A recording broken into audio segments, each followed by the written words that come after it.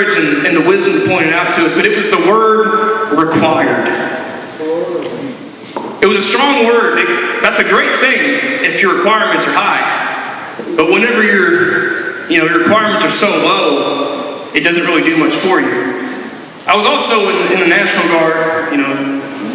There's a lot of fun words that people say about National Guard people, but hear me out. There was a time when we started dropping the PT standards, and there was a time where you could only do 10 push-ups and still pass your test. Now, you ask me, is that a good standard for our soldiers that are fighting for us to have? Absolutely not. I wouldn't trust them to scare away some crows out of the garden. So why do we drop our standards so low? Why do we spend so much of our time finding out what is just required? Why do we spend so much time? I've been that person before. I've searched through the scriptures.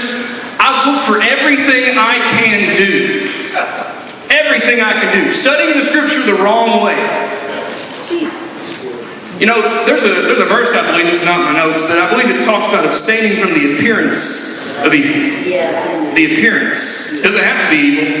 It can just look evil. But so often we get by with words that kind of sound wrong, but really aren't wrong, and that's okay because we're not crossing that line. Or is it okay? All right, that's good. Come on. We're just doing the bare minimum. What's required of us? And so many times our relationship with God is compared to marriage. It's compared to, we're the bride of Christ. Now you ask me, brother, I don't think Brother Phillips is here, but if he were to ask his wife every time she needed something, do I have to? I don't think that worked too well. So if we get so fixated on the bare minimum, on the required, is our passion really there? Did God really wake you up this morning? And this is the day that the Lord has made, and I will rejoice and be glad in it and only do what's required. No. I've got to live my life like I don't want to make him mad. Like I don't want to set him in a bad position with our walk. I don't want to be at odds with God. And my little brothers, they're great examples of what it's like to find reconciliation. They may mess up and act a fool and do something completely dumb.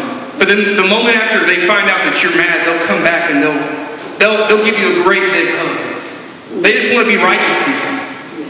I just want to be right with God. I just want to be right with God.